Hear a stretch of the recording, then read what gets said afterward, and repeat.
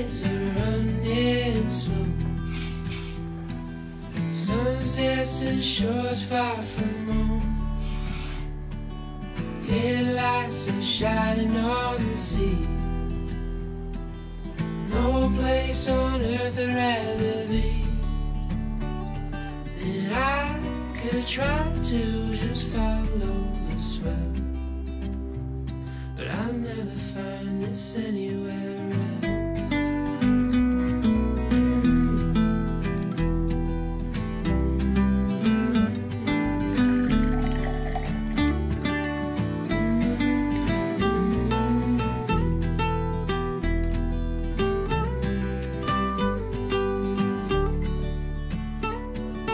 Been to all those places on the wall,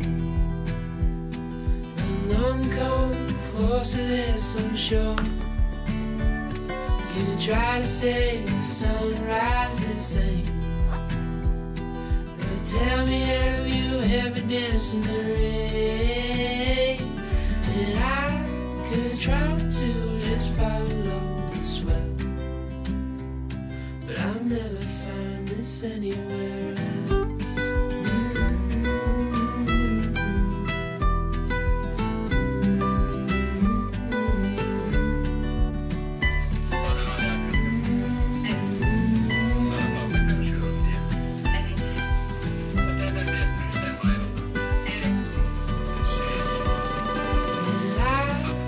Try to just follow the swell,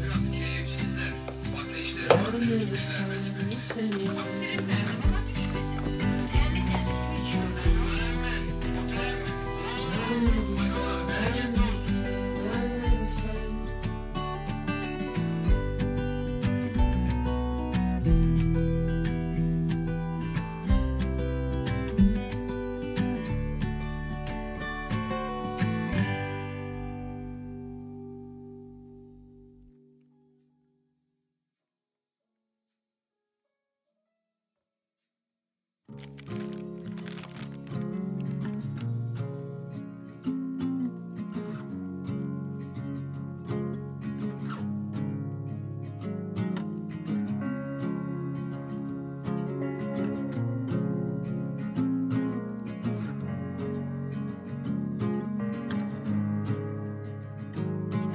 The sunlight dances on the balcony as I wait for thee to come home. I fumble my words, yeah, my mind's a mess when you're in that dress. Glad you're home. Will you stay with me and never leave? You walked into my life and I am glad you came, glad you came. When you're not around, I feel broken. Glad you came, glad you came.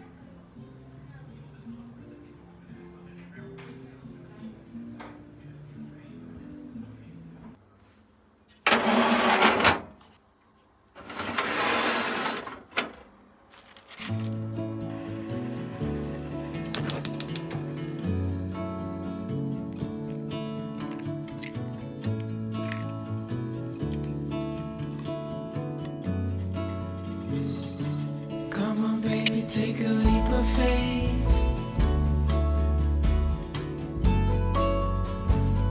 We got a love that's worth the wait.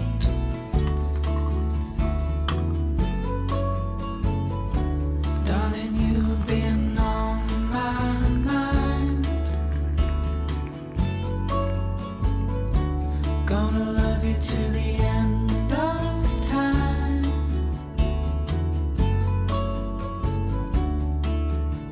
And I know you're the one. Our story's just begun. I'm never gonna let you go.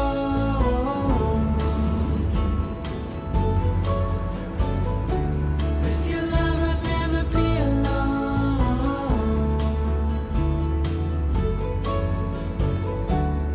There's only one thing I know for sure.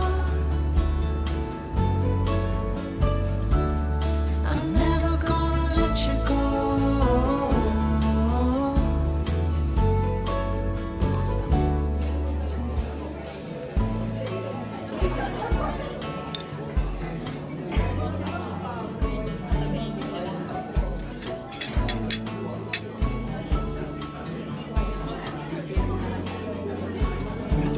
Come on, baby, what you waiting for?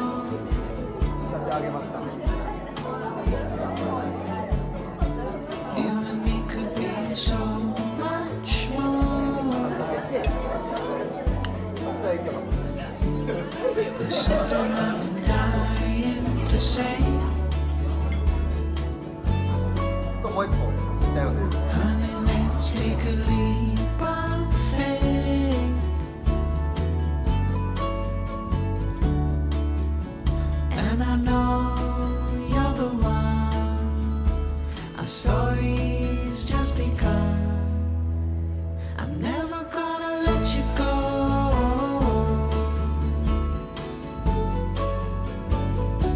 With your love I'd never be alone.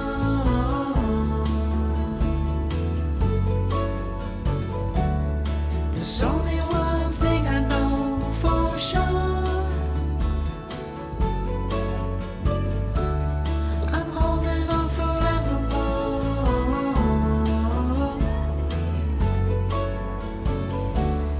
I'm never gonna let you go.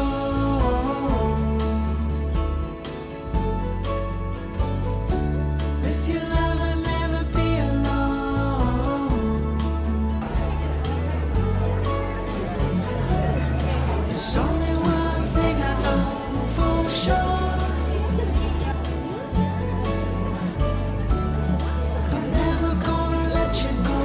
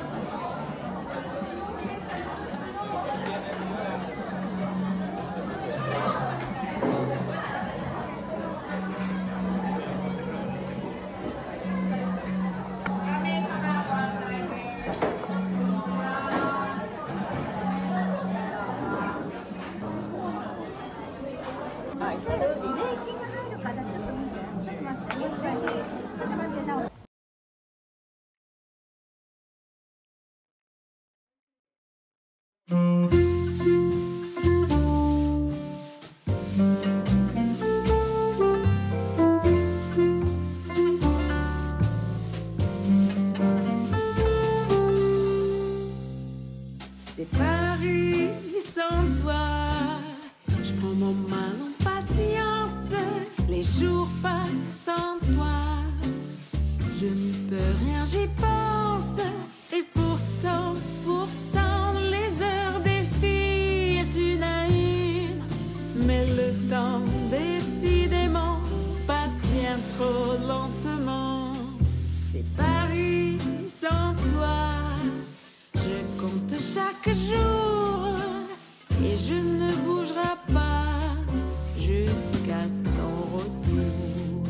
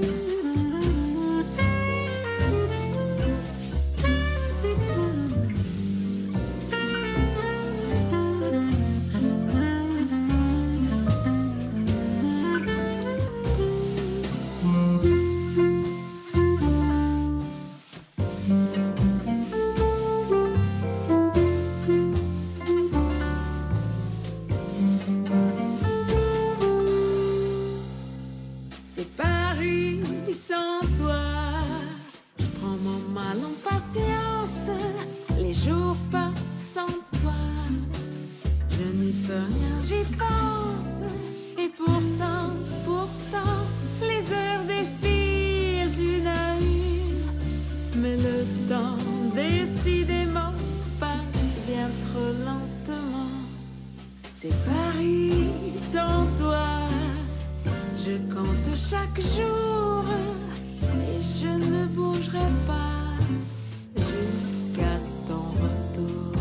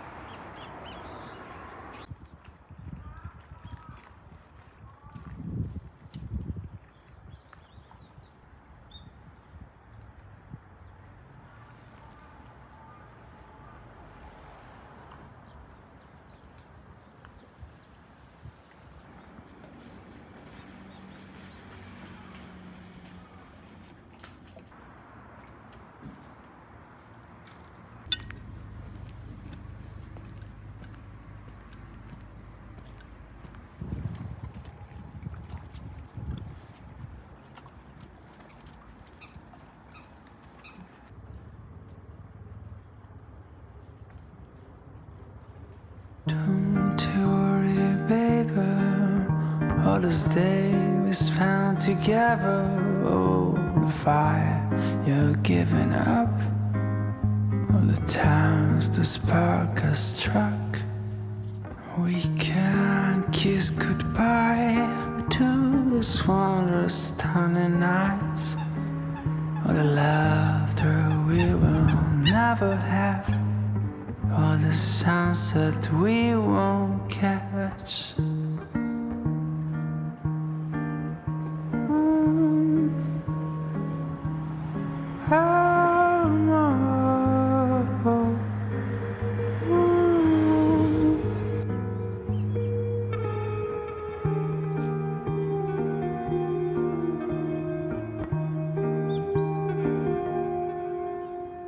And you drop a tear every time I'm coming near you. You will miss the times you decide to leave behind. Yeah, I drop a tear every time I see you near me. Please. Tokyo'dan herkese selamlar. Bu sefer videonun sonuna böyle bir selamlama ve sonrasında sohbet bölümü eklemek istedim. Her hafta YouTube'a video yüklemek lazım aslında. YouTuber'ların biraz daha fazla kendi kanallarını büyütmeleri, daha fazla takipçiye ulaşmaları için, hikayelerini daha fazla insana ulaştırmak için her hafta yüklemek gerekiyor. Düzenli olarak video yüklediğimizde de tabii ki daha fazla kişiye ulaşıyoruz. Ama iş yoğunluğum sebebiyle bunu yapamıyorum. Ve aslında kanalımı her seferinde bununla ilgili sekteye uğrattığımı fark ediyorum. Sizler de söylüyorsunuz zaten, düzenli video istiyorsunuz. Düzenli video yükleyebilmek için çeşitli denemeler yapmaya başladım son zamanlarda. Ben YouTube'a video yaparken biraz hazırlık kısmını fazla abartıyorum. Ve bu hazırlık kısmı yüzünden de videolarımın hazırlanması, çekilmesi ve editlemesi çok uzun vaktimi alıyor. Ve her haftada video yükleyemiyorum.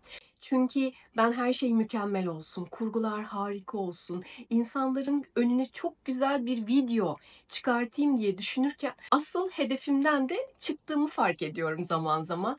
Biraz mükemmeliyetçi bir tarafım var. Bunu belki siz de videolardan hissediyorsunuzdur. O yüzden de bundan sonra size daha sık video yüklemeye, biraz daha günlük rutinlerimden videolar sunmaya karar verdim. Her hafta video yüklemeye çalışacağım. Süresiyle ilgili belki bazen 5 dakikalık bir video olacak ve belki hiç konuşmadığımı, sadece görüntüler olduğunu göreceksiniz. Bazen de daha fazla konuşarak, çokça konuşarak size hikayelerle döndüğümü göreceksiniz. Ama daha sık video koymaya çalışacağım. Bu arada size bir şey söylemek istiyorum. Ben yıllardır hep şehir merkezinde yaşıyordum. Kalabalık, cadde üzerinde, tabii ki çokça hareketliliğin olduğu yerler.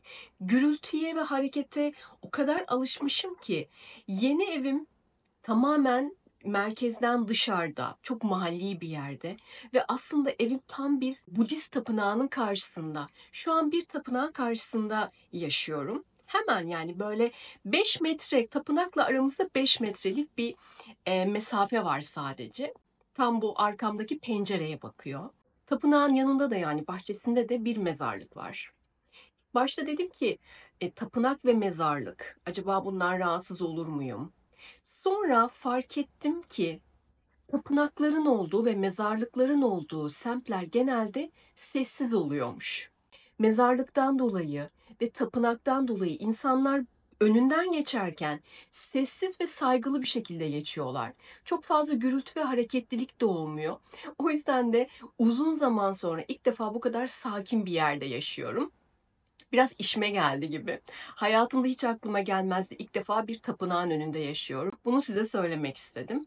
Bu arada geçen haftaki videomda size bir Japon yemeği yapmıştım ve anlatmıştım Japon yemeklerini. İşte Japon mutfağında neler kullanır. Bu sefer de gördüğünüz gibi dolma yaptım.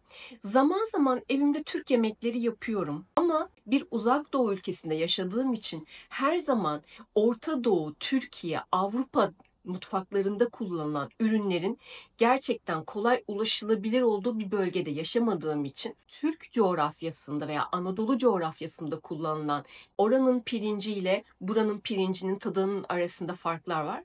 Tam Türkiye'de olabilecek bütün malzemeleri burada kolaylıkla bulamadığım için her zaman Türk yemekleri yapamıyorum açıkçası. Bu yüzden de Japon yemeklerine de kendimi alıştırmaya çalışıyorum. Ve buradan şunu söyleyebilirim ki yurt dışında yaşayan Türkler için özellikle yaşamanın zorluklarından en büyüğü zannedersem Türk yemeklerine olan özlem olabilir. Ama bu özlemle de kendimi çok fazla şartlandırıp hayattan alacağım hazları ve mutluluğu da kısıtlamamaya çalışıyorum. Ki hayattan her zaman kendi kültürümüze ait tatları ve kendi kültürümüze ait nüansları yaşadığımız yabancı coğrafyalarda bulmak da her zaman mutluluk getirmiyor açıkçası. Yabancıların veya Türklerin özellikle bu hazları arayıp da bir süre sonra sıla hasreti veya Türk yemeklerinin hasretiyle biraz serzenişte bulunduklarını görüyorum. Ben buna kendimi çok fazla kaptırmamaya çalışıyorum. Hayatta her zaman haz almaya çalışmak da mutluluk değildir aslında. Tam tersi, yaşadığınız farklı coğrafyalara uyumlanma, ilk başta hoşunuza gitmese de bir süre sonra alıştığınız tatlar ve hazlar sizi biraz daha hafifletebilir ve bu da mutluluk getirebilir.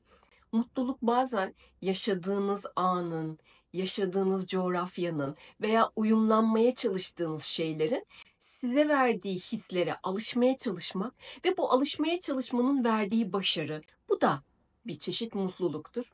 Aman sen de kendini mi kandırıyorsun? Hiç bize laf anlatma diyenleriniz de olabilir. Zaman zaman yorumlarda bu tarz geri dönüşler de alıyorum.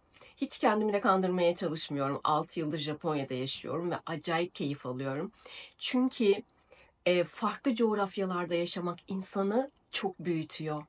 Ve bunun tecrübesi bazen 80 yıl aynı mahallede yaşayıp da o edindiğiniz tecrübenin 2 katı daha fazla insanı ayakta ve heyecanlı tutabiliyor.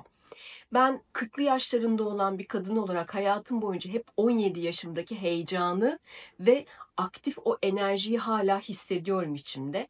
Ve bu yüzden de yabancı şeylere alışma, yabancı şeylere uyumlanma, geride bıraktığın hazları bir süre sonra unutma ve yeni şeylere alışma beni her zaman dinç ve enerjik tutuyor ve bunlarla barışma çabası ne kadar canlı ve hayata bağımlı olduğumu gösteriyor. O yüzden de hep kendimle gurur duyuyorum açıkçası. Ve bunun üzerinden bir şey daha söyleyebilirim size. Bir kariyer videosu yapmıştım ben. Kariyerimi nasıl sıfırladım ve yeniden her şeye nasıl başladığımla ilgili bir video. O video çok izlendi ve şu ana kadar o video ile ilgili yorumları gördükçe kalbim inanılmaz hareketleniyor. Çünkü videonun altına yazan yorumlar beni o kadar etkiliyor ki hala. Sanki o videonun devamını mı yapsam veya o video ile ilgili yorumları zaman zaman videolarımda insanlara biraz daha umut vermek için sohbetlerime eklesem mi diye düşünmüyor değilim açıkçası. Ve kariyer videomun altına yapılan yorumlar, insanların hayatta çok büyük mücadeleler vermeye çalıştıklarını ve bazen bunun adil olmadığının yorumlarını görüyorum. Evet, hayat adil değil. Aslında adil olan da bu. Bizim yaşadığımızı hissettirecek, mücadelelerle başa çıkabilecek kadar güçlü olmamız gerektiği. Yaşadığımız zamanda orman kanunları geçerli. Okulumuzda, iş hayatımızda bir sürü adil olmayan insanlarla çarpıştığımızı ve bunlarla mücadele vermeye çalıştığımızı düşünüyorum ben. Bu kadar orman kanunlarının geçerli olduğu zamanlarda bunlarla mücadele ederken kibarlığınızdan ve sakinliğinizden asla ve asla vazgeçmemeniz gerekiyor. Böyle zamanlarda, en mücadele vermemiz gerektiği zamanlarda, en sıkıntılı olduğumuz zamanlarda sakin olup empati kurmak ve en kibar, en politik ve en ciddi halinizle karşılık vermek. Çünkü zeki olmak, karşı tarafa saldırmak, karşı tarafa umarsızca ve pervasızca cevap vermek değil. Tam tersi biraz geriye çekilip, biraz sakin kalmak, zekice, empati kurarak ama bir yandan da nazik olarak insanlara karşılık vermek her zaman çok daha kazançlı olmanızı sağlayacaktır. Hayata daha fazla bağlı olmanızı sağlayacak ve sizi daha da güçlendirecek. Durum yönetimi, insan yönetimi hayatınızda sizi başarıya ulaştıracak en önemli şeylerden bir tanesi. Benim nacizane tavsiyelerim bunlar. Bu arada bir süredir ikinci bir mesleğim oldu ve turizm işine girdim. Zaman zaman Türkiye'den gelen gruplara rehberlik, seyahat danışmanlığı ve organizasyonlar yapıyorum. Bunu çok fazla dillendirmiyorum. İnsanlara bununla ilgili reklam yapıp da çok da herkesin vaktini almak istemiyorum açıkçası. Ama bu sayede hikaye anlatmada ne kadar iyi olduğumu ve ne kadar hevesli olduğumu fark ettim. O yüzden zaman zaman size gezi ve hikaye videoları yapmaya devam edeceğim. Ve bununla birlikte buraya gelen misafirleri ve gruplara Japon kültürüyle ilgili aslında videolarda çok da fazla anlatmadığım, biraz böyle üzerine kaparak anlattığım kültür hezimetlerinden gizli kalmış bazı taraflarını sizlerle hiç paylaşmadığımı fark ettim. Zaman zaman bundan sonra sizinle Japon kültürüyle ilgili aslında hiç çok da böyle videolarda anlatılmayan, insanların bahsetmediği şeylerden bahsetmek istiyorum. Bu arada son videoyu kapatmadan önce size bir şey göstermek istiyorum. Şöyle bir alet var. Bu Japon mucizesi diyebilirim. İsmi Pocket Talk. Böyle cep telefonu gibi görünüyor ama aslında bu bir online dil çevirici. Ben bunu tabii ki Tokyo'dan aldım. Ama dünyanın bence her yerinde bulabilirsiniz. İnanılmaz bir şey. Dünyadaki tüm dillere konuştuğunuz dili çevirebiliyor. Bu arada bu bir işbirliği değil ve asla bir ürün tanıtımı değil. Sadece size göstermek istedim. Buraya gelenleriniz olursa bence mutlaka kaçırmasınlar, baksınlar. Fiyatı biraz pahalı. Böyle 250, 260, 270 dolar civarında, 40 bin yen civarında. Ama bence değer o fiyata. Yurt dışında çalışanlarınız varsa, iş yapanlarınız varsa veya seyahat edenleriniz varsa bence bunu kesin kontrol etsinler, bir baksınlar. Pocket Talk adı. Hatta alta linkini de koyarım eğer isterseniz. Diyebilirsiniz ki işte ChatGPT de bunu yapabilir veya Google Translate de yapabilir. Hiç alakası yok. Ben onları da denedim. Onlarda ya kesintiler oluyor ya da yanlış tercümeler yapabiliyor. Bu yani onlardan gerçekten çok daha fazla anında doğru tercüme yapabiliyor ve isterseniz deneyelim. Diyelim ki yurt dışındasınız. Şöyle bir şey söyleyebilirsiniz. Merhabalar, bana yardımcı olabilir misiniz? En yakın tren istasyonu nerededir? こんにちは。助けてもらえますか？最寄りの鉄道駅はどこですか？ Çok güzel tercüme etti. Şimdi ben İspanyolca bilmiyorum. Aynı şeyi İspanyolcaya çevirelim. Bakalım eğer aranızda İspanyolca bilenleriniz varsa belki kontrol edebilirler. Spanish Spain diyor. Yani İspanya İspanyolcasına çevirmeyi deneyeceğim şimdi. Merhabalar, bana yardımcı olur musunuz? En yakın tren istasyonu nerede? Hola, ¿puedes ayudarme? ¿Dónde está la estación de tren más cercana? İspanyolca bilenleriniz varsa bunu anlayabilirler. Peki bir de başka bir dilde deneyelim. Mesela Arapça bilenleriniz olabilir. Bir de Arapçayı deneyelim. Merhaba, bana yardımcı olabilir misiniz? En yakın tren istasyonu nerede? مرحبا، هل بإمكانك مساعدتي؟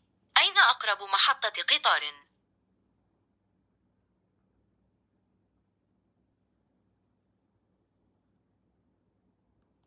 Merhaba, bana yardımcı olabilir misiniz? En yakın tren istasyonu nerede? Zdravo, možete li mi pomoći? Gdje je najbliži kolodvor? İngilizce de dahil olmak üzere 190 küsür tane dile çeviriyor. Ben inanılmaz memnunum.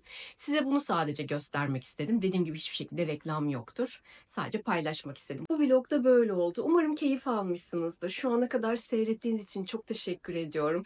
Yakında bahar geliyor. Havalar daha güzel olmaya başlayacak. Size de mutluluğunuzu, enerjinizi ve sakinliğinizi hep korumanızı tavsiye ediyorum. Umarım bundan sonra hep neşeli ve mutlu olursunuz. Çok teşekkür ediyorum. Yeniden selamlar, sevgiler. Kendinize çok iyi bakın. Bir sonraki vlogda görüşmek üzere. Hoşça kalın.